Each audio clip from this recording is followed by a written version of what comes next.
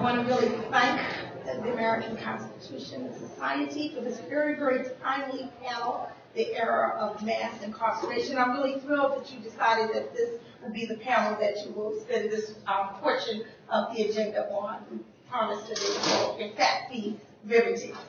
My name is Nikichi Taipa, and I serve as Senior Policy Analyst for the Open Society Foundations, and also convene the Justice Roundtable, which is a coalition of organizations working to reform federal criminal justice policy in Washington, D.C.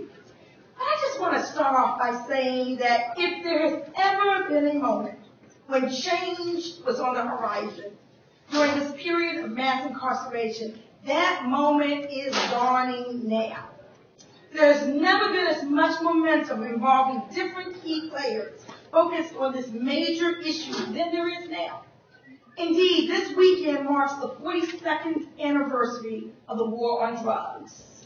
These 42 years have seen the institution of massive numbers of mandatory minimum sentences, 3 strikes laws, sentencing juveniles as adults, etc. But it has also seen the passage of the Second Chance Reentry legislation, the Fair Sentencing Act, which reduced the disparity, the infamous powder versus crack disparity, and the legalization of marijuana in several states. These 4 decades have seen disproportionate impacts on communities of color, analogies to the enslavement era. But it has also seen education from the popular media with feature films such as The House I Live In, Broken on All Sides, Snitch, American Violet, just to name a few, shining a spotlight on this issue. The period of mass incarceration has brought conservatives to the table, working alongside progressives toward a common goal. It has seen some reforms, but the statistics remain staggering. The imprisonment of over 2 million people, more than any other country in the world. What are the consequences of mass incarceration for our society? What policies and practices drive these huge and high incarceration rates? Are the constitutional tools at our disposal which can assist in ending the era of mass incarceration? Well, with us this morning to dig into these topics are some of the foremost experts on criminal justice in the nation, from judges, defense attorneys, prosecutors, advocates, filmmakers, and you, the audience. So we're going to proceed as follows. After I introduce our panelists, our format will follow the conversational guided discussion mode, and then we'll have Q&A. So with that, I'm going to begin. How mandatory minimums forced me to send more than 1,000 nonviolent drug offenders to federal prison. Now, the author of this article is none other than the person sitting to my left, Judge Mark Bennett, a federal district court judge for the Northern District of Iowa. For the legal eagles out there, he was the sentencing judge in the U.S. Supreme Court case of U.S. v. Spears and U.S. v. Pepper. He also appeared in the Sundance Award-winning documentary, The House I Live In. And something I find absolutely admirable, Judge Bennett has personally visited more than 250 of the defendants he personally sentenced in prison, and hopefully he'll share some of that with us later on. Next, we're going to hear from James Williams, Jr. Attorney Williams saw injustice in the courtroom that he entered one day. He was deeply troubled, and he said, I'm going to do something about this. You know, that's the type of mentality we need to have. He is the public defender for Orange and Chatham counties in North Carolina, where he has served for over 20 years. He's a member of the Board of Governors of the North Carolina Advocates for Justice, where he was instrumental in the establishment of his task force on racial and ethnic bias in the criminal justice system, and he serves as his chair. This task force led to the establishment of the North Carolina Commission on Racial Disparities in the Criminal Justice System, and Mr. Williams serves on the commission.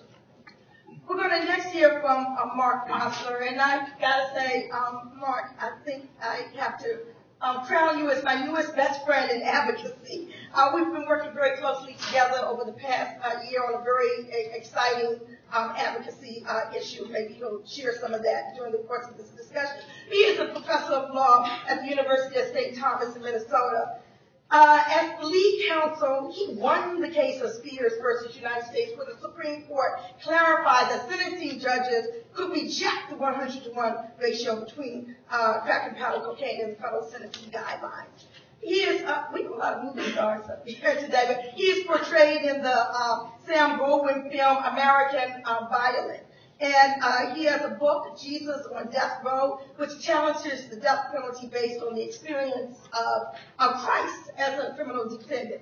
He founded the nation's first federal commutations clinic at St. Thomas Law School, and he writes regularly on religion, law, and related issues.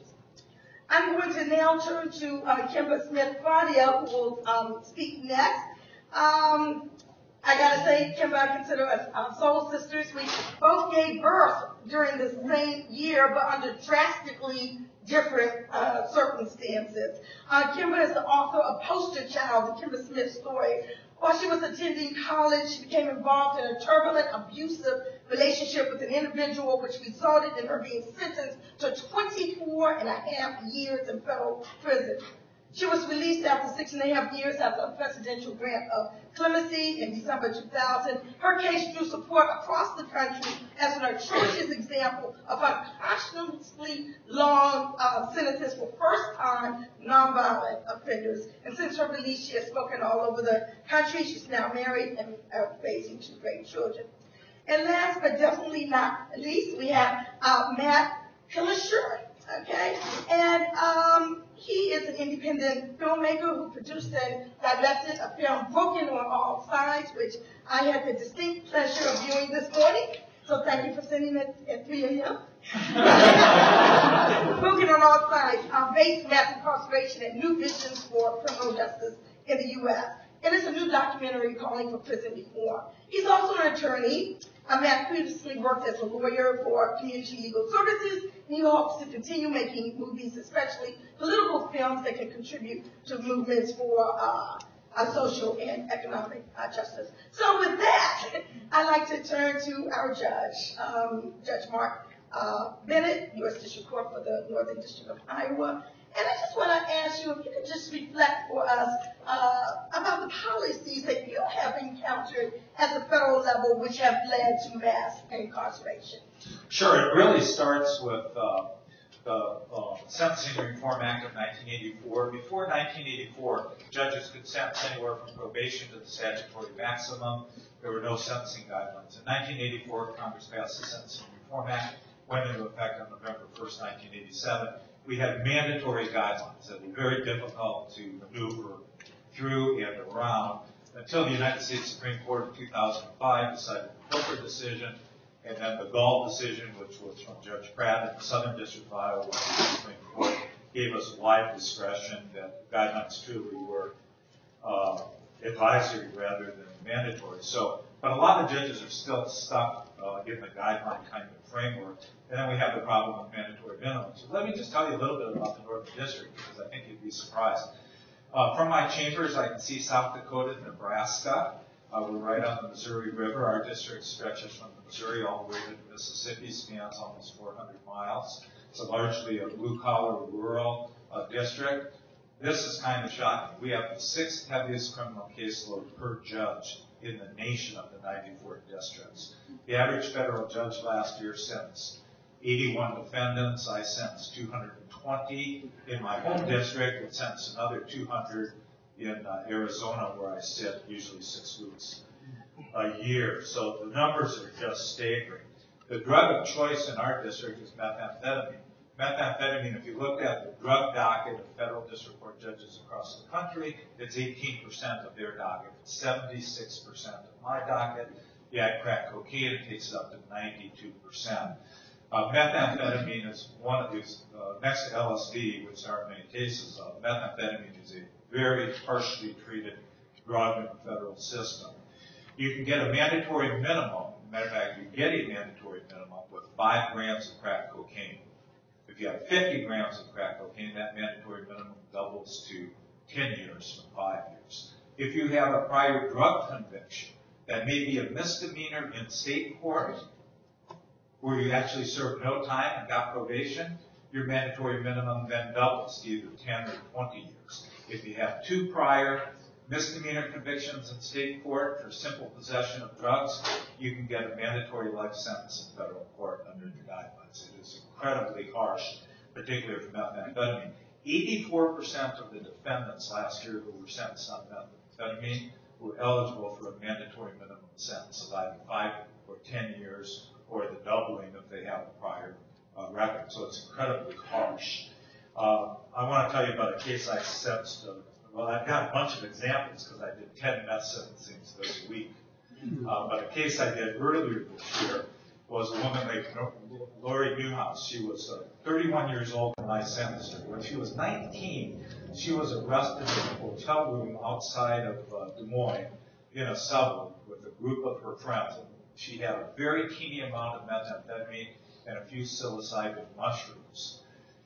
It took the state chemistry lab a little while to determine that the mushrooms had psilocybin, so she was charged in 2 separate instruments, what they call a trial information in Iowa. And she was sentenced a couple of days apart by the same judge. She got probation on both, never served in jail. Fast forward 11 years later, she's a meth addict. She's what we call a pill smurfer. She would go to Walmart, Kmart, and buy pseudoephedrine. And then she'd get together with her friends. They'd pool the pseudoephedrine. One of their friends would make the meth, and then they'd give it to them because they were meth addicts. She didn't sell it to anybody else. She didn't do anything other than get boxes of pills. Under the United States sentencing guidelines, she was a career offender. The career offender guideline starts at 262 months and goes upward. If those 2 state charges have been filed in the same instrument, or the prosecutor, the judge, the court administrator, the defense lawyer, and had her sentenced on the same day, she wouldn't have been a career offender. Unbelievable. So I wrote a decision. We now have the right to disagree with the guidelines on policy grounds, and I wrote a decision with a substantial disagreement with the guidelines, and I had to give her a 10-year mandatory minimum sentence because even though those 2 charges were misdemeanors under state law, the Sentencing Commission, one of the 3 culprits in mass incarceration in federal court, there are 3 culprits: Congress, the Commission, and the courts, the judges, were all culprits in why there's mass incarceration. But the Sentencing Commission has its definition of what's a felony under federal law, and it's even you can be a misdemeanor under state law, but if you're eligible to receive more than a year of a sentence, even though you got probation, that's a felony for purposes of what's called the 851 enhancement and for other purposes. So it can dramatically. And I had a sentencing earlier this week. The defendant, no prior criminal record, life. His guideline range was life. And before Booker, I would have had to have given him a life sentence. But I wound up giving him a 180-month sentence, which is still an incredible sentence. He's only 31 years old. But so the sentences are just incredibly harsh, which means if you look at the Bureau of Prisons population before 1984, if you go back 20 years, the Federal Bureau of Prisons never varied between 30 and 35,000 over that 20-year period. Once the guidelines went into effect and the mandatory minimums started being passed for crime after crime after crime, the Bureau of Prisons population is now 219,000. So it's gone up dramatically in a very short period of time. So the culprits are Congress for passing the mandatory minimums. I actually don't have any animosity towards Congress because I understand that. They need to do that to get elected. You wouldn't expect them to do much else. So I get that. The commission, I don't get. I don't get the Sentencing Commission. Everything they do, with the exception of the crack cocaine, they did a little bit to try to ameliorate the harshness of the 100-to-1 ratio. It never got anywhere. But the commission does almost everything they can to ratchet up these unbelievably, incredibly harsh sentences. And they come up with some ridiculous guidelines. I'll give you an example. There's an enhancement for obliteration of a serial number on a firearm. I recently sentenced a guy. His crime was he was a felon. He was sitting around a kitchen table, and one of his buddies brought in, he was actually at somebody else's house. It was their kitchen table. And they were passing around a rifle, and he momentarily held it, looked at it, passed it on. There happened to be an informant in the group who was looking at his own criminal problems. He ratted them out. Government prosecuted him for possession of a firearm, even though he momentarily held it just for less than a minute. It had an obliterated serial number on it, which you didn't have time to see. Had I adopted the guidelines, it would have given him an extra 3 years just for the obliterated serial number. That's not Congress's fault. That's the Sentencing Commission's fault. I could talk for hours about all the things the Sentencing Commission has done to create this massive injustice, but we've got some great panelists, so it's not now. Okay, Judge. Thank you so very much for those insights. We're going to turn now to Attorney James Williams. Judge Bennett has identified some policies at the federal level. You talked about Congress, Commission, and courts. Okay. Let's turn to the state level now, Attorney Williams. What policies have you seen at the state level which have led to mass incarceration? Well, well, first of all, I want to thank the American Constitution Society for having me at this event, and thank you all for attending. Obviously, this is a critical issue, as our moderator has already indicated. At the state level, interestingly enough, a lot of what's driving things at the federal level, there are similar policies and principles at work at the state level. And I think one of the reasons for that is that a lot of what we see at the federal level was driven by and is driven by certain actions and procedures that took place decades ago as it relates to criminal justice and how we address criminal justice issues within this country. And part of that was this so-called Southern strategy related to an effort to get more white voters who were Democratic voters to move over toward the Republican Party, starting primarily in the Nixon era. And the way they went about doing that was appealing to certain code phrases like, being tough on crime and, anti-busing, going after the welfare queens. And of course, we all sort of know, looking back, that really what they were doing was appealing to racial bias. And it worked. And so you have a lot of these tough laws being passed over the years in response to that effort. And also, you have the war on drugs that was a part of that effort. And so as we move forward, we see things like mandatory minimums. We have those in state courts just like we do on the federal level. We see laws like 3 strikes and you're out. We see enhanced use of habitual felon statutes. And the so-called truth in sentencing, which basically takes away the ability of the corrections department to say, okay, I think this person is rehabilitated, they're safe to be released into society, but because of truth in sentencing, they have to stay there for the entire period of time of their sentence. So it's a combination of those types of factors that has led to this sort of mushrooming of the prison population in the United States. And it's hard to overstate what has occurred over the past 30 or 40 years. I mean, just think about it, and I'm sure you all know the data. But you think about it, as many people are in prison today in this country as were in prison, jails, on probation and parole in 1980. We have more people in prison for drug offenses today than were in prison for all purposes in 1980. I mean, it's hard to overstate the magnitude of what has occurred over these years. And the brunt of this explosion has fallen upon people of color, primarily African-Americans, particularly African-American men. I think it is a tremendous, it is a moral crisis that we have not responded to sufficiently. And part of what drives it is this sort of political connection. In North Carolina, I don't know about, I guess in some other states too, our judges are primarily elected officers. You have prosecutors who are elected.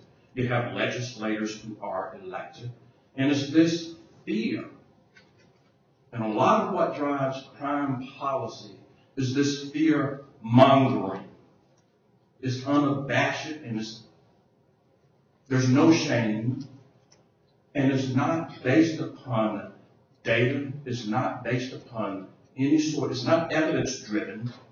It's just an appeal to raw emotion. And here again, it's been totally successful.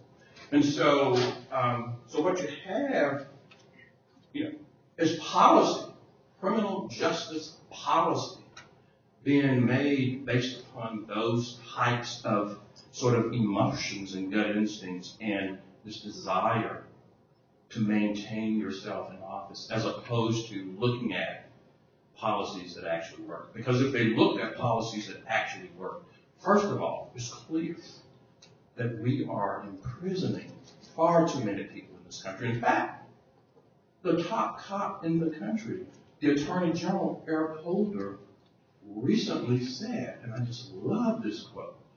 He was probably at a friendly audience when he said it. But he said, we are imprisoning too many people for far too long in too many prisons for no good law enforcement reason. I could not have said it better. That is the problem. Well, but it's that in addition to, and he did acknowledge this too, the people that we are going after disproportionately are people of color. And you ask yourself, why is that? And there are a number of reasons, I think, that can account for that. Part of it is, as I think David Cole, who's a speaker, I think he may be speaking right now, a renowned professor. And one way of looking at it is this empathy gap. We don't really care. There's a category of people who we're able to sort of throw away and cast aside, and we don't care about. There's this lack of compassion. What else accounts for the fact that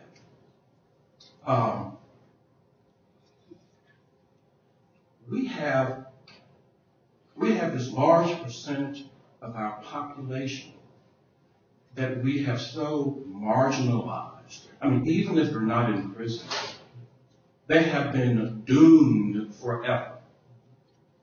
They can't get work because they've got to check the box.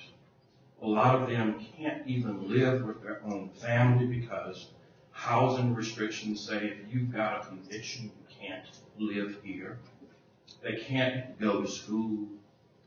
And so how is that conducive to public safety? And this is where the policy question comes in. It is so counterproductive because people who are without hope, people who are hopeless become desperate. And that, in fact, reduces public safety instead of contributing to public safety. So we've got it sort of all wrong. And then there's this piece, the school-to-prison pipeline piece. And you look at what's happening to young kids of color, particularly, again, young black males, who are being suspended, referred to juvenile justice, and eventually pushed out of school, and this strong connection between being out of school, not getting that high school diploma, which sort of feeds the people who go into the criminal justice system. So I think it's all of those things together that is contributing to, and I don't know where I am on my second. Right. But actually, you've done a great job of laying out the problems. We've heard about the problems from the federal level. We've heard about them from the state level. And I want to turn to our academician right now, and that's one of the hats you wear, Mark. Professor Mark Osler. Just what should our response be to mass incarceration? What are we going to do about it? That's the key question. I remember in 2008, I was speaking in a room very much like this in Atlanta, something called the New Baptist Covenant. And my parents drove down from Detroit to Atlanta to be there. They were sitting about the third row in, and I was speaking on this subject, saying many of the same things that we're saying now. And Jimmy Carter walked in and sat down right on the same row as my parents. And my parents idolized Jimmy Carter for the right reasons, too. And so I'm trying to motion it down here. And I also tried to up my game. I wanted to give the best talk of my whole life. I wanted Jimmy Carter to like it. And I got done, and Jimmy Carter stood up. And he lit into me. And he said, you academics, you talk to each other and you say, boy, there's a problem. What are you doing about it? How do we fix it? That's what you have to do. You need an answer to the problem you're identifying. Why don't you work on that? And my dad's sitting there, my dumb kid. So I'm hoping to do better today. But one thing I want to recognize, and that is that I love being in a hall of my heroes, and I am today. People on this panel, the people sitting on either side of me, do exactly what Jimmy Carter urged. And they have been doing it for a much longer time than I have. And I recognize several people in the audience who have as well. So what do we do? I'm just going to identify two things and do it briefly to stay in my 7 minutes. But the first thing is that aside from what the courts and lawyers and everybody else does, how we address the actual problem of narcotics has suffered from a remarkable lack of imagination. And like most things, could be fixed largely by being more imaginative. Narcotics is a business, but we haven't used business principles to address it. We should be trying to solve a problem. I'm lucky enough to have a few of my students here today. One thing I always tell my students at St. Thomas is solve the problem. Solve the problem. And we're not solving the problem. We had a war on drugs, and drugs won. We took a lot of prisoners. But if we looked at it as a business, and we saw our goal as shutting down the business, we would do what every business person tells me shuts down business. And that's take away cash flow and credit. You don't sweep up low-wage labor, because in the narcotics business, there's very low barriers to entry. That if we pluck somebody out, there's going to be somebody else to take their place, because there's almost no barriers to entering that field. And that's largely what led to the spread of drugs like meth, drugs like crack, is because it's so easy to get in there. This forces of capitalism that has driven it. We haven't used the tools of capitalism to fix it. We need to stop focusing on locking people up, pretending that arresting the greeter of Walmart is going to shut down the Walmart. And instead, focus on the money. If there's a profit margin that someone who's pill form meth, for example, is bringing it into Judge Bennett's district, if we can grab enough money that we exceed that profit margin, the business fails. We're not putting that street level seller in prison. He's just losing that job, and I'm okay with that.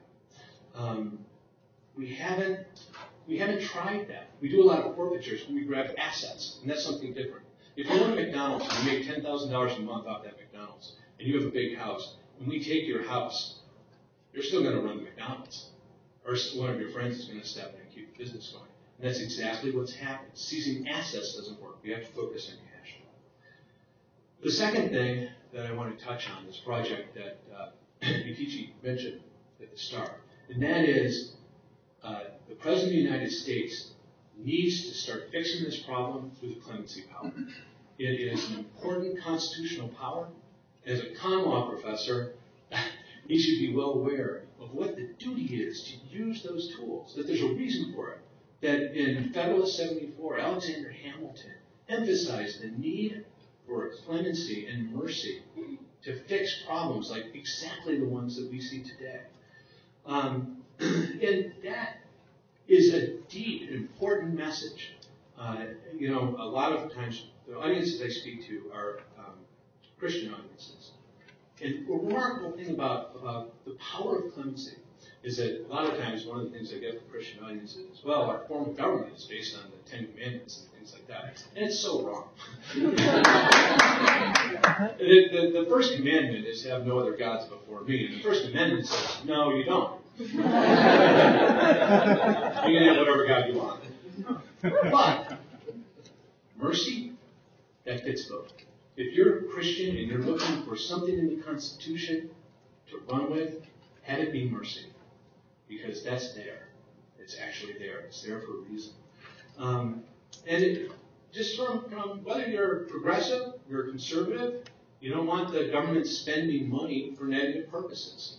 One of the things that we've established is that there's over 5,000 people who are still serving time under 100 to 1 under mandatory minimums because they didn't get retroactivity from Congress. Commute those sentences, right-size them. What's the cost? Well, let's take a really conservative cost per day, $40, and you've got 5,000 people. We're talking, $200,000 a day.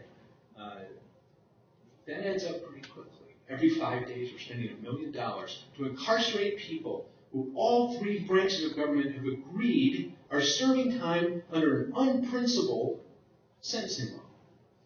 Why is that happening? And the president should fix that, and that's what we're urging. And join us in that. President Ford did this with draft evaders in 1974. Most people don't know that. You think of Jimmy Carter and the amnesty that he gave to people who left the country and so forth. But President Ford impaneled a special commission outside of DOJ. It's a great thing that no one remembers it, because that tells you it wasn't controversial. It worked, and that's what needs to happen. Finally, just in closing, I want to note one thing, and it relates to crack, and I think Judge Bennett makes an important point, that meth right now is taking on the role in terms of being a big problem in sentencing that crack has had for a long time. But with crack arose in the United States in the 1980s. It was one of two public health crises that arose at the same time. And there's some similarities. Crack and AIDS. They both didn't have a name for a few years. They weren't understood. But we handled them incredibly differently. Now, the instinct initially, particularly within the Reagan administration, was to treat both of them as a moral scourge. That drugs should, people who use drugs are morally deficient, and so they deserve what they get. And gay men who have promiscuous sex are getting AIDS, and that's their own doing. But something happened where, at least as to AIDS, they did the right thing. And they hired medical experts. And those medical experts who understand viruses and bacteria and the things that were causing that public health crisis went to work. And they turned it into a chronic, treatable disease. It's a remarkable thing. And we did that instead of treating it just as a moral scourge. But we didn't do that with crack. We didn't look at it for what it is. AIDS is a disease. Crack is a business. We didn't have a business person address it and apply those things. Instead, to this day, we treat it as a moral scourge, and we're all paying the price for that. Thank you. Really food for thought. We're going to turn now to the young lady on this panel. I want you to just take a look at her. And I ask you, is this the face of a criminal? I'm telling you. She is the face of mass incarceration, though. Mass incarceration doesn't look like what you might think it looks like. It looks like Kimber Smith. She's also a poster child. Kimber, can you let us know what your experience has been in advocating against mass incarceration since the commutation of your sentence? I think it was about 13 years ago. Talk to us.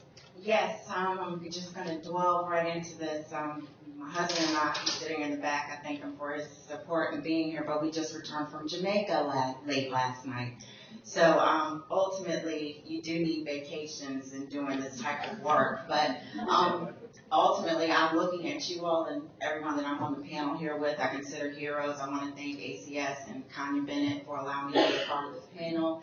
And Akichi, we've been working for such a long time on these issues, but even as I was sitting waiting for the panel to begin, Ted Shaw walked in the room, and he was actually the lawyer with the NAACP Legal Defense Fund that was with me when I was waiting for the word from the president of whether or not I had received executive clemency or not. So ultimately, you all are the heroes, and I'm grateful that I received executive clemency, but ever since my release, I feel survivor's guilt because I know that there are hundreds of others, Kimba Smith's first-time nonviolent offenders who are still sitting in prison. To Michelle West, she's from Michigan. Any of you all interested in taking on a Michigan case, I'd be more than happy to give you her information. Danielle Metz from Louisiana. They both have served over 18 years in federal prison, first-time nonviolent drug offenders who have a life sentence. And it's unfair that they haven't been granted the opportunity to come home with their children and witness certain lifelong memories. But my experience, I was a first-time nonviolent drug offender sentenced to 24 and a half years in federal prison.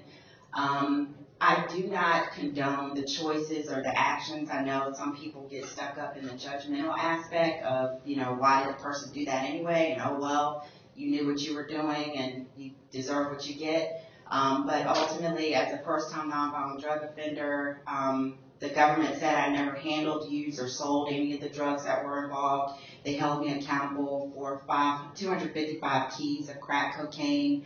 I was also in an abusive relationship with the drug dealer that I was involved with at the time. But one of the things that is very important to me in having received executive clemency, and I tell people be careful what you pray for, because while I was incarcerated, I asked God to allow me to be a voice on this particular issue so I could teach others and prevent them from going down the same road. And ultimately, after those prison doors opened, I've been on the public speaking circuit talking to students, high school students, middle school, college students across the country about this particular issue. But also, too, I want to thank, people like Nikichi and other people, Deborah Smalls, that have been in the movement for such a long time that helped me put on the advocacy hat and to empower myself to speak out, because I do have a very important voice as a person that's been affected. I turned myself in 7 months pregnant, as Nikichi mentioned before.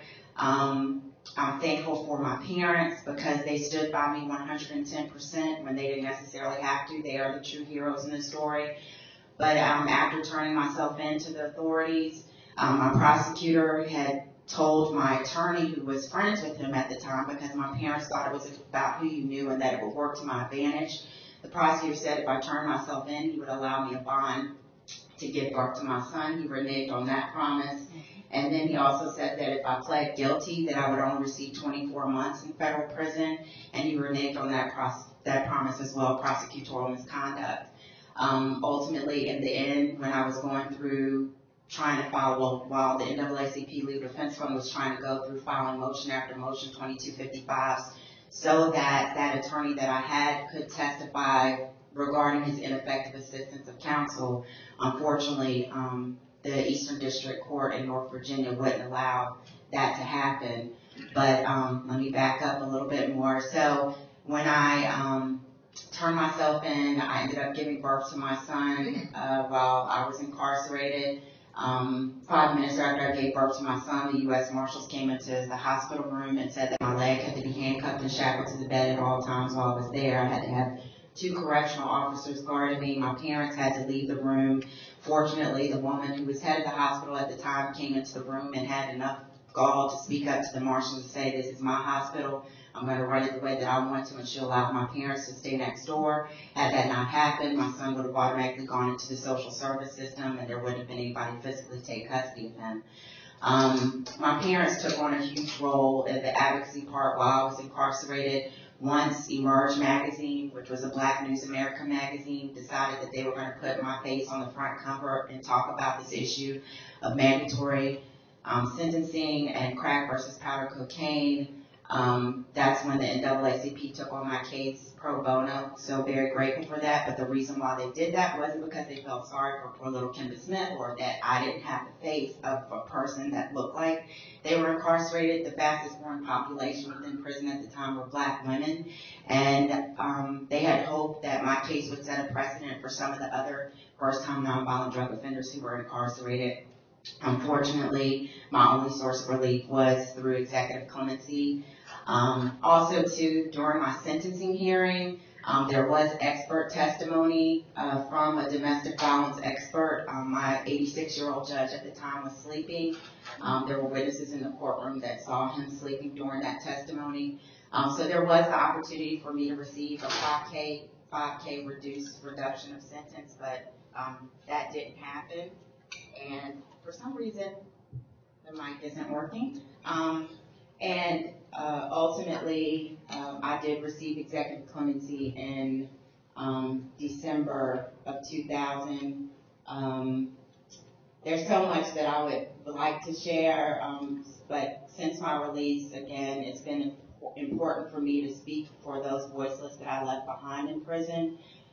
So I've spoken and advocated towards crack versus powder cocaine sentencing, mandatory minimums. I've been on the Hill, meeting with aides and several individuals about this issue.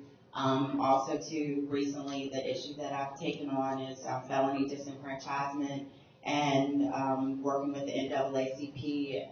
We went to Switzerland and Geneva and spoke as a part of the delegation to talk about the voter suppression laws in the United States. With my particular case, and I'll be very short, ultimately, when you receive executive clemency, which I'm glad you spoke of those 5,000 people, even though I can't believe it's just 5,000, it seems like it would be more. But ultimately, it's not a clean slate. It's not like you're just done with your time. Ultimately, I was on supervised release for 5 years, so there is a period to make sure people, adjust properly into society. But I had a probation officer who was not the greatest, but ultimately, I had to do urine testings. He did home visits. He recorded my speeches anytime I spoke and gave me advice as far as what I should and shouldn't say. But ultimately, also too, with the voting issue, there was a waiting period. In the state of Virginia, your rights don't get automatically restored, and so in Virginia, there was a 3-year waiting period or a 5-year waiting period. And because my case was a drug case, even though I was a nonviolent offender, it automatically falls underneath the 5-year violent offender waiting period. So I wasn't eligible to apply to get my rights restored until the year 2010. But fortunately, I got married in 2009 and moved to the state of Indiana, where that wasn't an issue. So I just went into BMV and registered to vote and received my voter registration card. But then in moving back to the state of Virginia in July of last year, I knew I was facing the same demon of having to apply to get my rights restored, which is like trying to buy a home. You have to get so many reference letters. You have to pay all your court bonds, which I had already done. You had to get a copy of your driving record, which I went to DMV to get my license, and ultimately there was something that popped up from 1992, which I didn't know why it popped up, because in Virginia, when I came home, it wasn't an issue. When I moved to Indiana, it wasn't an issue, but ultimately when I'm trying to vote and get this piece of paper, it was an issue. So ultimately, I had to pay $250 for an attorney in North Carolina to take care of that matter so that I could get a copy of my driving record. Some people wouldn't have had the 6 hours to waste in DMV to try to get this documentation or the resources to pay their fines or to pay a lawyer. In my opinion, this is a human rights issue, and that's what I've been trying to convince people, that voting is not a privilege, that it's a human rights issue. And so fortunately, I did, my voting rights were restored, and so I was able to vote, but there are over 4 million people in this country who can't, so we're still continuing to work on that issue. But if there are any further questions, I feel like I possibly could have left something out, but I'm sure it'll come out at some point. Thank you. Yes, thank you, and we're going to have another opportunity, another round of questions. So again, thank you so very much.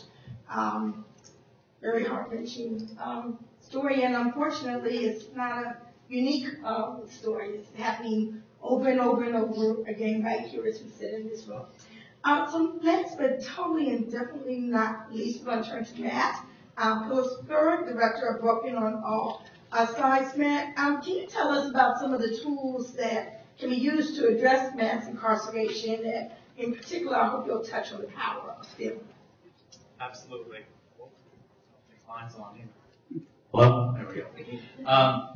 So let me just first, I want to say thank you to ACS for having me, and it's a great honor to be here and it's an honor to sit on this panel with all of you doing great work, and it's been really great to talk with the attendees of the conference. I feel like it's a really good opportunity for all of us to sort of think through our theories and practices. I also am thankful to be here on a less serious note because I can, my parents can pretend that I'm a practicing lawyer, and they like that. But what I really am is you look up here, and I'm not the guy in the suit. I'm the guy with the bullhorn and occasionally with a camera. So I came to this issue first through activism. That led me to law school. I had a filmmaking background, and oddly enough, in my third year in law school, I found the opportunity to sort of combine all those passions of mine and make this movie Broken on All Sides. I think, let me just step back. I think it's worth repeating some of the stats on this issue because we assume that everyone knows it, but it's not necessarily true. That America has 5% of the world's population. We have 25% of the world's prison population. And we have 2.3 million people behind bars, 7 million people under correctional control of some kind. We're the highest incarcerator in the history of the world, both in real numbers and the percentage of our population that we lock up. And we also lock up more of our racial and ethnic minorities than any other country. So that's stuff we need to be aware of, and that this is a major problem that will require major solutions. 1 in 106 white adults is in prison, 1 in 36 Latino adults, and 1 in 15 black adults. And, talking about the school to prison pipeline, people are pushed out before getting their high school diploma. Black men without a high school diploma, 50% of them are going to be in prison or jail at some time. And a black boy born today has a 1 in 3 chance that they'll spend some time in prison. So I think there are so many reasons that people should get involved with trying to change this. In Pennsylvania, where I'm from Philadelphia, back in the 80s, we had about 5,000 people in our state prisons. We now have 50,000, and we have 5,000 that are in prison for life without parole. So we have the same amount that are in for life without parole, and in Pennsylvania, life means life. You're dying in prison. We have the same amount now, life, that we did as the whole population of the state back in the early 80s. So, and then I think the other thing is people often don't talk about mass incarceration in the context of what happens when someone comes out of prison. And Kemba addressed this briefly, but there is a serious imprisonment even when you come out in the second-class citizenship status. And by law, people are allowed to discriminate on almost every aspect of citizenship. Voting rights, jury duty. In a lot of states, it's perfectly legal for an employer to discriminate, or a landlord to discriminate based on a criminal record, no matter how old it is. And public housing is encouraged to discriminate against you. In some cases, it's mandatory that you will be discriminated against for the rest of your life. So this system of mass incarceration is not just about the people in prison, but what happens and how do we set people up to fail or succeed once they come out. All of this has led me to the conclusion that law is a large part of the problem, that law alone can't fix it, that society's structure and economic inequality is a big part of the problem, and for those reasons we need a massive social activist movement on the scale of the civil rights movement, on the scale of any movement that is taken to create great change in this country to end mass incarceration and what I see as a new form of racial caste in America. So how do we build a social movement? That's not easy. How do you get a mass movement that is people in the streets, people in schools, in workplaces, in the courts, everywhere? I think that a big part of the problem is the dehumanization of people who we label criminal or people who we think of as criminal. So I think before we're going to have a mass movement, we need to be humanizing the people who are behind bars, the people, Kemba, seeing the face of mass incarceration. These are people like you and me. And in some cases, they are locked up for the same behavior we are doing, but because either the color of our skin or the social status we have or where we live, law enforcement is not targeting us. So I think there's a moral imperative, and we need to be humanizing people. And when people see that we are locking up, the greatest amount of our population in cages, these are humans like you and me, I think people will see that it's something they need to get involved with to change. And it's affecting more and more people. I mean, more and more people have family and friends in prison, and so I think they're trying to get more involved. So there's not a social movement right now, and I think we could have a whole session on how do social movements form and start. And I'm happy to talk some about that. But there is the beginnings, the rumblings, I think, of a movement. And I agree with Nkichi when she said that there now is the greatest, possibility for change than ever before. So I really looked at the problem of how do you humanize people, and I was working on a lawsuit with a civil rights firm in Philadelphia that was suing the prisons in the city for severe overcrowding in the jail system in Philly.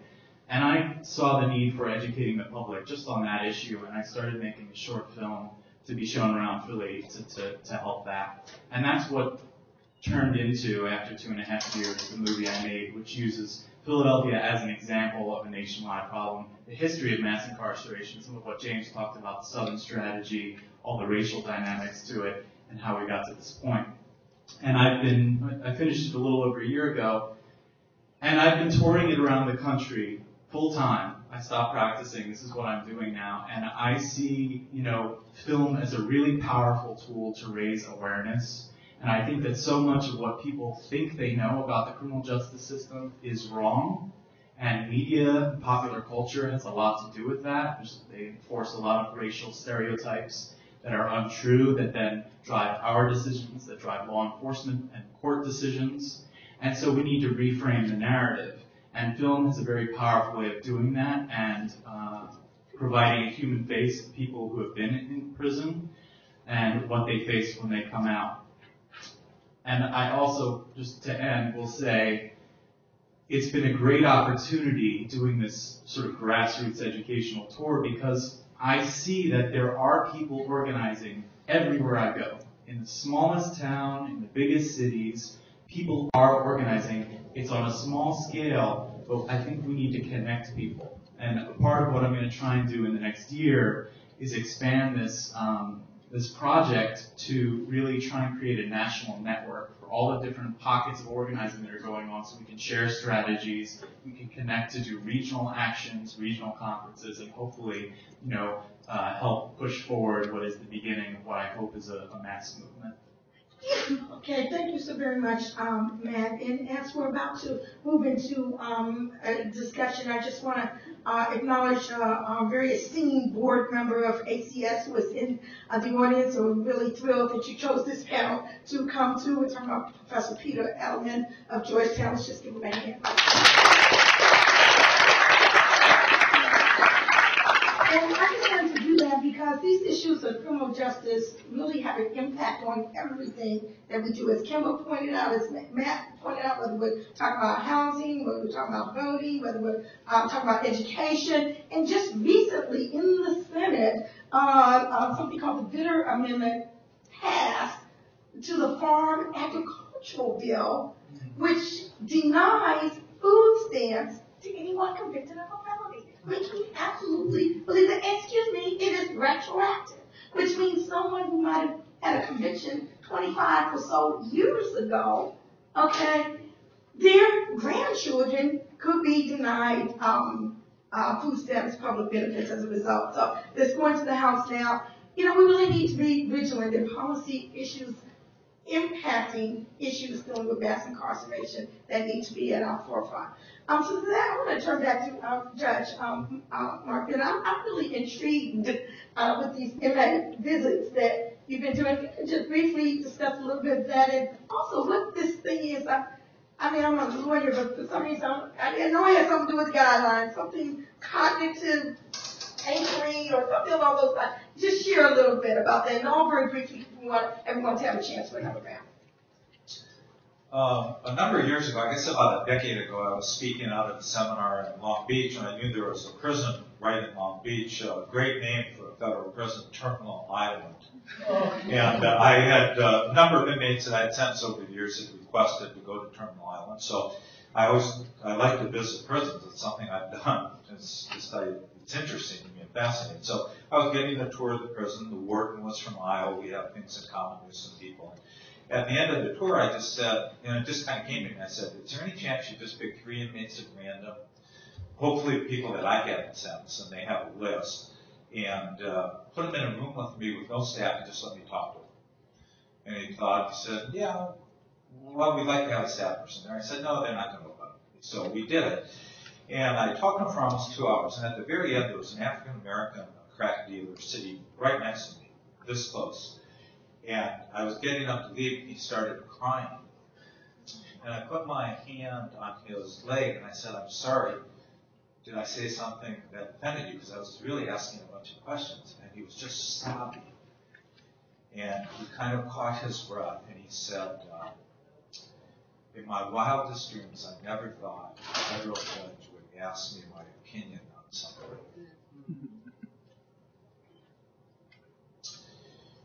And it really touched me very deeply. And so on the flight home, that's all I thought about. And shortly after that, I got a letter from our closest federal prison. They had a new warden. They wanted me to come visit, so I did. And then, over a process of about a year, I decided I need to start visiting inmates that I've personally sentenced. It's really easy to go visit a prison when you don't visit the people, and they segregate them to make sure you don't see the people you sentence. So I thought that would be a really good thing to do. I don't know why I thought that. I still don't know why I think that. But it is a really good thing to do. And it puts a human face on. And I've had such amazing, I've now visited over 300 inmates, including people I've given life sentences to. Before, when the guidelines were mandatory, we've now given them a life sentence now. All the way to people I've met who were getting ready to be released in a month. It's been a fascinating experience. My first time was a little bit shaky because it was something I didn't anticipate. Most of the inmates thought I was coming to increase their sentences. So once I figured they knew that, then I have a standard letter I send the warden so they know I'm not coming there. I can neither decrease it nor increase it. It's just been a wonderful experience. The saddest thing is that for about 8% of the inmates I've visited, I'm the only visitor they've ever had. And so I spend a lot of my time with correspondence with inmates and been able to help them, particularly once getting out. That'll be on what we call supervised release, getting into a district they want to go to, helping family visitation. I mean, I just make a list of all the things I can do to help the people because I've essentially done with their case. I'm just a public servant trying to do some good. But it's been a wonderful thing for me because it puts a human face on it. And I sent so many defendants that for my own self-preservation, I try and forget it as quickly as I can because I have so many more to sentence. But it's really good to go back and then make contact with them and see how they're doing. And one of the things I've learned is what I always suspected, people don't need 10 and 20-year sentences. You know, the violent offenders that you need to protect society from, they're few and far between. Any judge can spot them. Anybody in the audience can spot them and give them a long sentence. But we're incarcerating the Kevin Smiths of the world in huge numbers, nonviolent, either drug addicts or drug users, and it's just criminals. So. Judge, what I would like to do is, during the Q&A, I would like you to bring out issues dealing with the cognitive bias. Sure. So I want to go and move on Yes. to right now. Okay, great. I want to move to James Williams. You talked a little bit about racial bias in the system, among a lot of other things. I'm curious about the role of the bar, particularly the criminal defense bar, with respect to addressing mass incarceration. Can you touch on that? I can, and I come at this from a viewpoint that we are all responsible to varying degrees for the racial injustices that exist within our society, particularly that exist within the criminal justice system, because quite often we participate sort of uncritically in organizations or structures that actually add to the racial inequities that we see. And so we have an obligation, we have a duty, particularly, and I don't just look at this as a criminal defense bar issue. Members of the bar generally, we've got to take ownership of this human rights tragedy that has occurred, particularly for people who are in my generation, on our watch. And for the most part, it has occurred without as much as a whimper until actually very recently. And so I think, when I say that we have to take ownership of it, it's not about casting blame. It's about saying ethically as members of the bar, one of our duties is to improve the legal system. And I can't think of anything more wrong with our legal system today than these horrendous racial disparities and the huge numbers of people who are locked away unnecessarily in our prisons and jails or marginalized by criminal records. And so I think we have an ethical duty to sort of take ownership of this and to begin to try to address it. And I think, there are a number of ways that one can do that. With my situation, first of all, I think you talked about the formation of the North Carolina Task Force on Racial Bias, because one of the things that was apparent to me was that, except as it related to capital punishment, there was not a lot being done in the state of North Carolina on race and criminal justice on a statewide level. And so the North Carolina, I was a member of the Board of Governors of the North Carolina Advocates for Justice. It used to be the North Carolina Academy of Trial Lawyers. And I moved that board to create a task force. And they did. And quite honestly, a lot of work and planning went into that. And it wasn't my intent to chair the task force. My God, I had enough work to do. I'm trying to save the world one client at a time. I'm representing a number of capital clients in my work as public defender. I had hoped that one of two people who a lot of you may know would chair that task force. One was Jim Colvin, who's a professor at Duke University and who used to be in practice here in D.C., and the other was Henderson Hill, who used to be with the D.C. public defender system. But, for reasons, and I'm sure good reasons, they decided not to, so I ended up chairing this group. And so we did some, we were able to do some data analysis and get some other people on board. And to make a long story short, last year, as a result of that work, we convinced key policymakers within the criminal justice system and within the legislature to create this North Carolina Commission on Race and Justice. And I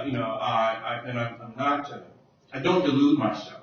I don't think that within the next 2 or 3 years in the state of North Carolina, things are going to be solved. But you got to start somewhere, and I think it's a good first step. But that's not enough. So, and I look at the public defender community, and I know that the vast majority of people of color in this country are represented by appointed counsel. Why is it? Because they can't afford to hire attorneys. So 77 to 80% of African-Americans are or were represented by appointed counsel. So I think, one of the things I look at is where you're situated. How close you are to the problem. And when you think about it one way, sometimes when I'm being most cynical, I think of this system as sort of a treadmill or a conveyor belt. And when you think of it that way, we being defense attorneys, we're kind of at the front of that conveyor belt, feeding people into this system with an insatiable appetite. And this could bring it, because I want to get to Okay, all right. So, So one of the things I do, I look at the public defender community. And so one of the things that we did in the state of North Carolina is we formed a committee, a public defender committee on race on race and ethnic fairness. And we've been training public defenders on issues of race. We have CLEs, constantly. We've convinced the School of Government of the state of North Carolina to develop a race litigation manual, which I think will probably be about the second one of its kind in the nation, and which we hope can be used as a model for people in other states. As once it is completed, which should be in the spring of next year. And, those are some of the things that we're working on. Okay. That's good. I want to get to our last several panelists because I really want to have time to open it up to the audience. So get your questions together, folks, okay? But let me turn to Mark Osler right now. I know I worked very much on the reentry legislation, which became known as the Second Chance Act. It would not have happened without bipartisan support. I worked very assiduously on the Fair Sentencing Act. Would not have happened without bipartisan support. Can you address for us just a bit the importance of this issue crossing partisan lines, conservatives' issues, interest in these issues, and I know you are very close to that. So. Yeah, I do largely speak to conservative and faith-based audiences, and I can tell you that this is an issue where there's such an opportunity for crossover, where some of the things that we all care about, we're spending a lot of money and not getting anything for it. And that matters to everybody. That so many of the things that we're talking about, what I did when I was a prosecutor was an improper overreach by the federal government. And that's something that rings very true to conservatives. There's just a quick story I want to work in here that plays exactly to this, and that is that you never know who's listening when you speak to an audience. Very often I'll speak to an audience and it may seem completely futile. That I know that this particular Federalist Club is maybe not going to be amenable, but often they are. And I believe in that because once I was that person. I will tell you this, Kemba. As an AUSA in Detroit, I put many people like you in prison. And I thought at the time it was the right thing to do. At Yale Law School, I was a student of Dan Freed, and that means something to some of you. He was both someone who played a role in the creation of the sentencing guidelines and later was its fiercest and most articulate critic. His successor in that role, Nancy Gertner, was across the hall, within the academy anyways. But I was the person in his class who believed in the guidelines. I thought it was fair. I thought it created uniformity. And when all the other students and Professor Freed and Professor Stitt railed against it, I was the person that stood up for law and order, and I became an assistant United States attorney in Detroit, and I did a lot of crack cases. And in those cases, I went before judges, and I argued for the 100-to-1 ratio. And I got it, because it was mandatory. There was one case where I had gone to trial. It was an 18-year-old named Anthony Shepard. He had 5.3 grams of crack in his possession. He had a gun hidden under a couch. He had no priors. It was a 10-year mandatory sentence, 5 for the gun, 5 for the crack, stacked. I go to the sentencing. I don't even take the file. I don't need to. Judge Anna Diggs Taylor turns to me and says, "Mr. Osler, what do you want?" I said, "Your Honor, it's a 10-year mandatory." She turned to my opposing counsel, a man named Andrew Densimo. I always use his name because he is one of my heroes. I want his name to be out there. And she said, "Mr. Densimo, are you going to give your usual futile speech?" And he said, "I am." And he went on for 20 minutes. And he talked about how this was not accomplishing law enforcement purposes. He talked about how it affected his community, the African-American community in that area. He talked about what it was going to mean to that 18-year-old. And when he was done, Anna Diggs Taylor turned to me and said, "Mr. Osler, what do you want?" And I said, "Your Honor, it's a 10-year mandatory." And they copped him and they walked him away. And since we don't have parole in the federal system, he was going to do at least 8.5 of those years, which I assume he's done by now. And I went back to my office, and one of my colleagues said, "What, did you have the sentencing for Shepard?" I said, "Yeah." And she said, "Oh, did he give his futile speech?" We kind of laughed about it. But over the next couple of months, I couldn't get it out of my head. And eventually I left that office, and I went down to Baylor, and I started teaching, and I started working on some of these things. Started working with the ACLU, litigating things, and ended up with the Spears case And when that case came down, I heard from a lot of district court judges, you were the first, Judge Bennett. I remember that note. I saved it. It's in my file of favorite things, is the note you sent. But one of the judges I heard from was a judge named Art Tarnow in Detroit. And he said, he called me up actually. He said, oh, sorry, I saw this case. What happened to you? You were a hard ass. And for whatever reason, I guess I was in a great mood. I'd gotten over the whole Carter thing. I told him the story about Andy Dancino. And he listened for a while. He'd heard the feudal speech himself dozens of times, I'm sure. And he said, did you ever tell Andrew that? And this was 13 years later, and I hadn't. And I called him up, and I said, I don't know if you saw this, but that's your feudal speech. He never knew. We don't know who's listening to us. And those of you who are students, believe me, there's going to be a lot of times you're going to think you're giving a feudal speech, but you'll never know the effect it has when you press those passions and you're right and you're doing good for all. Thank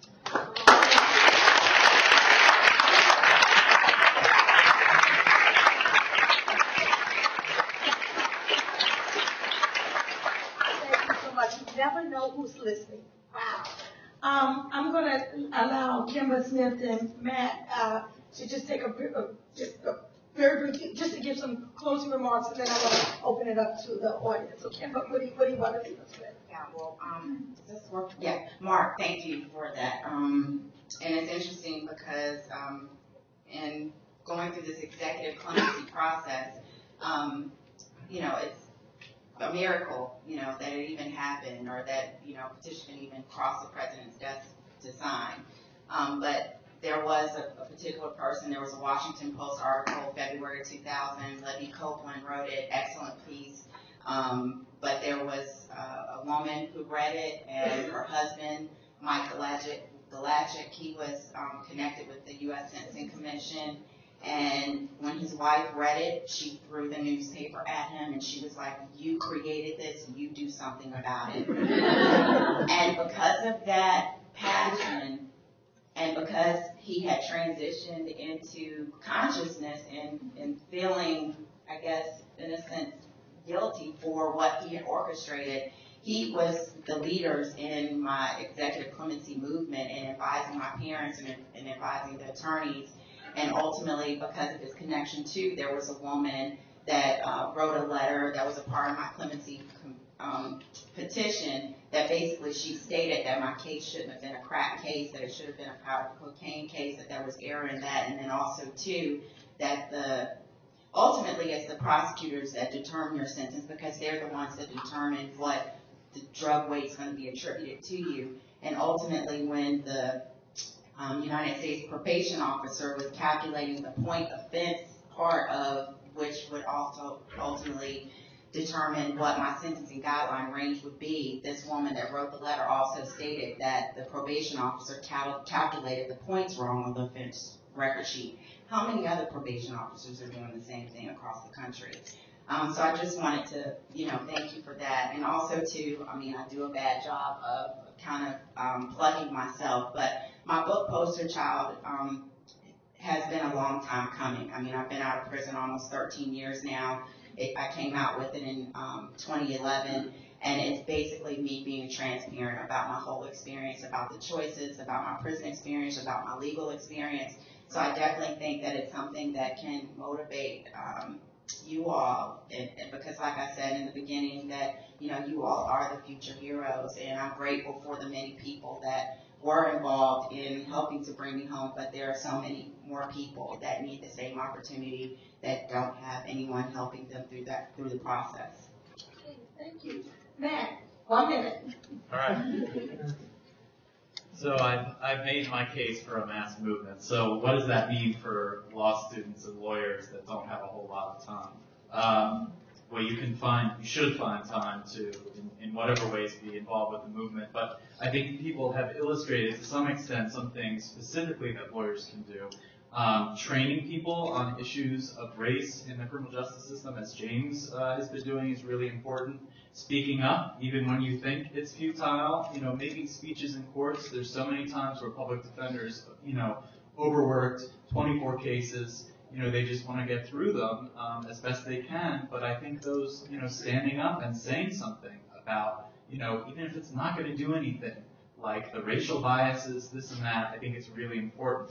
I think that we can also start to think in creative ways as the movement grows. What are some things we could do? Michelle Alexander wrote a very interesting piece that said, if something like 94% of all felonies are obtained through plea bargaining, so people are not going to trial, which is a whole horrible, crazy issue in and of itself. What about crashing the court? What if you get people to volunteer to say, on a drug case, I'm going to go to court and we're going to clog the system? Now, this is something that shouldn't, I don't think, be done now, but we should start thinking about creative ways that lawyers could do new and interesting things to go along with the movement. I think we should be listening to people in prison. I think it's important that some of them are going to have ideas that we don't have, and a lot of times there's some elitism about, like, well, we're lawyers, we know better. I think we need to listen to them. So letter writing with prisoners is an important way that I've grown and come to understand the system. And then supporting them when prisoners do organize. We just had the largest prisoner strike ever in U.S. history in Georgia a couple of years ago. And it was for very basic things like decent health care, getting paid for what they do, humane working conditions. They were basically on strike for dignity. And I think that lawyers should offer pro bono work for as little or as much time as you can give, and also speak out and try and support prisoners when they do organize. Okay, thank you very much. Let's give our panel.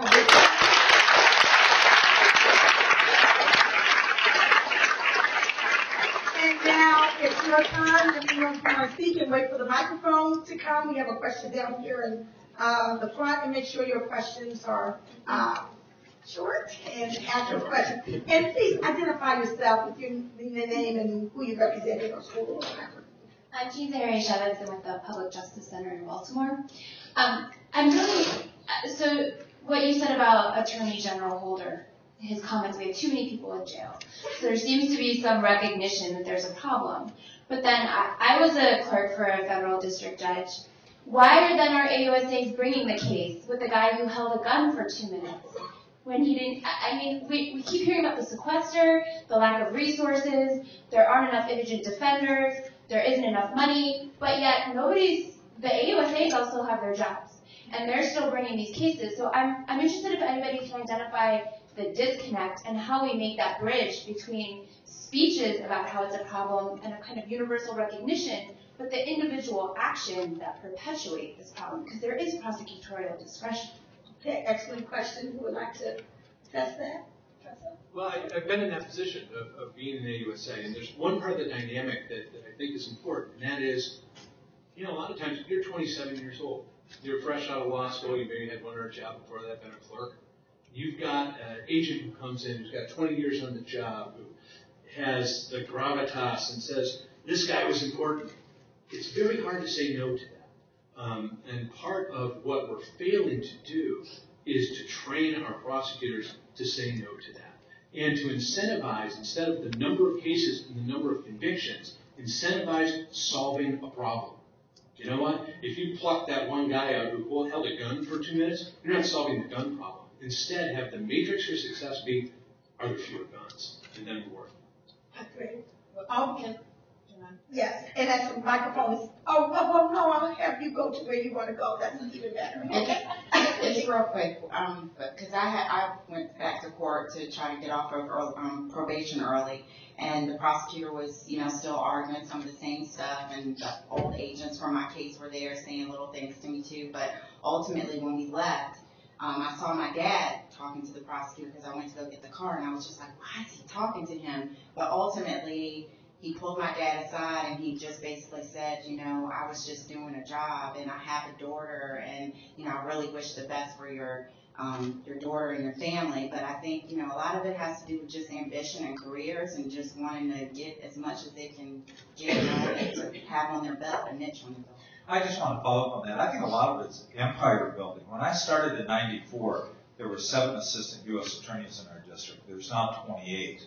Same number of judges, 2 of us. It hasn't changed. And so, they have to bring more cases to get more people, and so they just bring more and more cases. They pick a lot of the low-hanging fruit because they're easy. We have one assistant. All he does is go through state prison criminal records and find people who have weapons involved in their state court offense, and then they indict them on 924C charges in federal court. Talk about the lowest of the low-hanging fruit. And, there's no double jeopardy problem. And that's his caseload. It's truly prisons. To find cases they can bring in federal court, they're all laid out. They want to be put guilty in state court. There's no defense. So why would a U.S. attorney allow that to happen? I don't know.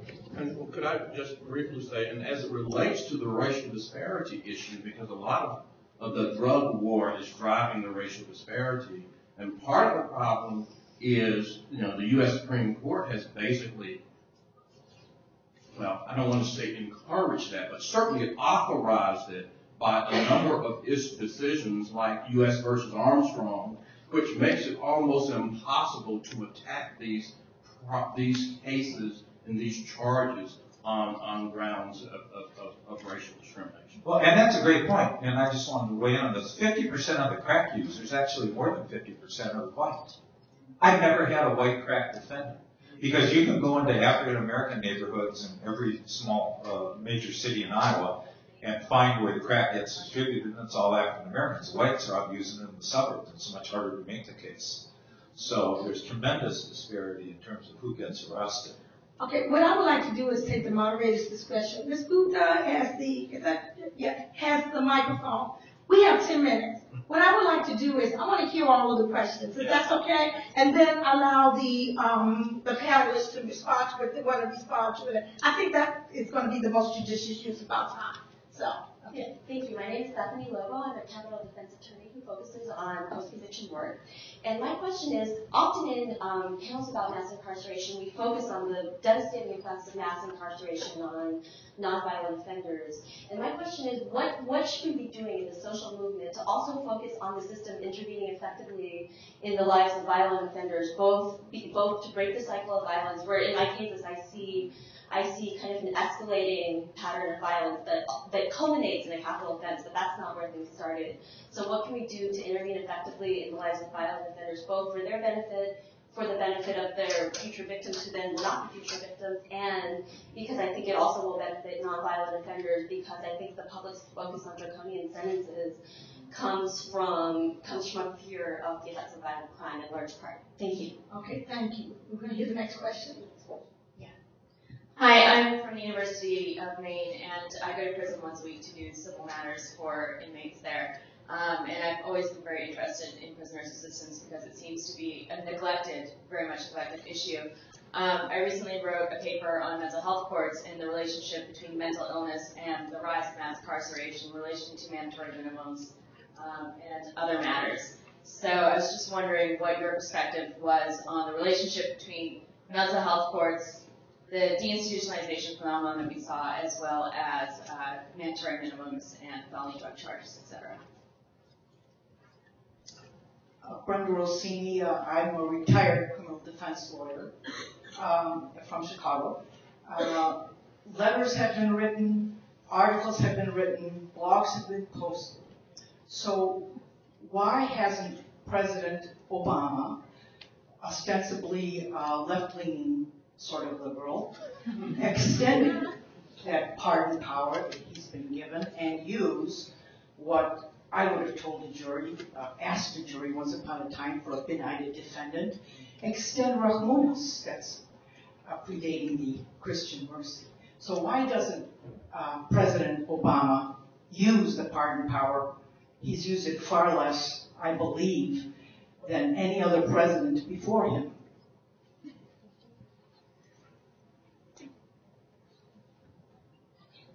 Hi, Joanna Ray, currently unaffiliated. My question is, what do you think the rise of privatization of prisons has had for the rise of sort of mass incarceration, especially in light of the case that's been happening in Pennsylvania where the judge was taking kickbacks for juvenile defendants, and sort of how that has affected going from 30,000 to in the 200,000s. Okay, we're going to have this gentleman and the one in the front, and then we're going to close it. Good afternoon. My name is Adam Schwartzbaum, and I'm with the ACS Lawyers Chapter in South Florida. My question is, in 2001, Portugal decriminalized, not legalized, but decriminalized personal use of all drugs. In that time, drug use is halved, drug-related diseases and HIV rates are down by more than half. So we've seen that example, and as we also know, it's these nonviolent drug offenses that constitute so much of like the new Jim Crow that we've seen. So what are our opportunities for reforming our draconian drug laws? Yes, she's coming with the mic. Hi, I'm Bob Weinberg from the DC Lawyers Chapter of the ACS, and I've defended federal criminal cases in DC and throughout the country for 35 years as a partner in the firm of Williams & Conley. I now teach criminal procedure, and in all those capacities I focused on one institution a great deal, the grand jury. And my question is to Judge Bennett. I feel I've a like-minded soul with Judge Bennett because I read in his bio that he wrote an article in The Nation about mass incarceration a year or two ago. Well, about 25 years before that, I wrote for my law school contemporary, Victor Devasky, then publisher of The Nation, an article on the then just passed Comprehensive Crime Control Act of 1984, which created the Sentencing Commission and imposed all sorts of punitive provisions and predicted to Nation readers that this was going to have a risk of terrible increase in the rate of incarceration. I'm sorry the article turned out to be true, but I wonder if there's an institution in the Bill of Rights, the grand jury, which could countervail the three institutions that you described as increasing sentences. The Bill of Rights obviously intended the grand jury to be a check on government power and not to indict in every case where there could be an indictment. The Supreme Court in the leading Vasquez v. Hillary case, setting aside an invalid indictment, said that just because there's probable cause doesn't mean that the grand jury has to indict. It has the right to return an indictment for a lesser offense or for no offense at all. If grand juries were told they had this power, do you think that they would, and they were told that the defendant was facing 10 or 20 years mandatory minimum sentence, and told by the court that they had the power to return an indictment for a lesser, non-mandatory offense, or for no offense at all, do you think this could lead grand juries, as part of this vast movement, presumably from the same pool, to sometimes refuse to indict for these long mandatory sentences? And I just say that the ABA, at its last meeting of the House of Delegates in February, passed a resolution asking that the model grand jury instructions of the U.S. Judicial Conference be changed so that they would no longer say to the grand jury, you should indict if you find probable cause. Okay. Thank you. Thank you. 3 minutes ago, I was told we had 5 minutes. I know everyone here took notes on which question you want to answer. You have less than 1 minute to choose what you want to respond to. And I think there'll be some few minutes afterwards, after we formally close, I think. Okay, who wants to start? Come on, Mark Osler. Okay, I'll take the last This is called speed round. Okay, the best thing you could do for criminal defense in the United States is get rid of the grand jury altogether. It's a tool of the government. When I was in the AUSA, it was so easy to get an indictment. Or there were 25 no true bills out of several thousand that were presented at that time. And it's just an easy tool for the government to get what civil law we consider discovery. Originally, when the grand jury was created, it had the power of presentment and vindication. It actually was possible for the grand jury to come back and say, this person is not guilty. Now, presentment and vindication were taken out of the grand jury's powers by rule changes that were promoted by prosecutors. I think it's highly unlikely that we're going to get the change that you suggest, although I think it would be appropriate and right. I think the more likely thing is speed answer. Speed answer. Okay. Yes, I'm for the decriminalization of drugs. Treating them like a public health issue would be a huge part of the solution. And then let me just say, why does the ADA, the district attorneys and the prosecutors, bring cases that they know they shouldn't? Mass incarceration is a massive jobs program. It's a jobs program for the people who are guards, who cage they are largely white guards in rural areas who cage people from black urban areas that don't have jobs either. And then on top of that, lawyers, prosecutors, judges are also a part of this massive jobs program. Speed answer.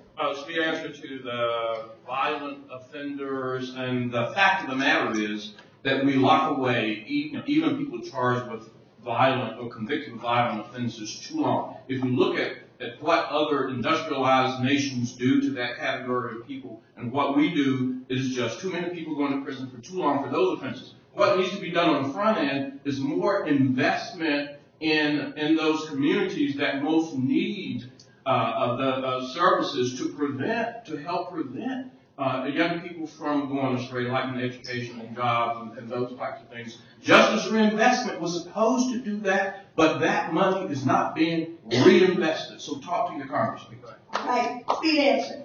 Very quick. As far as Obama not using his clemency powers, I don't have the answer to that. I know Margaret Love, maybe if she was up here on the panel, that she could give some input. She was former pardon attorney, but I have worked with her and the National Association of Criminal Defense Lawyers. I know they had a task force or they had special hearings here in D.C. where we spoke about that issue. But several articles and op-eds that I've done and others to kind of put light to it, to kind of put pressure on the executive office to move forward on that particular issue. Speed answer. Grand jury, I agree with Mark, it ought to be abolished. It provides absolutely no protection for a defendant. The stock language in what the judge is supposed to instruct the grand jury on is horrible. I changed it from day one because I didn't agree with any of it. I tell them they have the right not to indict, and that's as important as if they indict somebody, but they still indict everybody. That old saying, you could indict a ham sandwich by a federal grand jury. It's true. Just one last point. Tough on crime. Yeah, the public is tough on crime, except when they're in an actual case, because for 19 years after every criminal trial, when the jury has found the defendant guilty, I ask them to write down, after they don't even know what's coming, they've already reached their verdict. I go down to the jury and I say, write down what you think would be an appropriate sentence for this defendant. Never once has a juror put down a sentence that even approaches what the likely guideline sentence would be. And I live in one of the most conservative parts of the United States. The 2 counties north of where I live, where we draw jurors from, 18% of the people voted for President Obama in the last election. I really want to thank the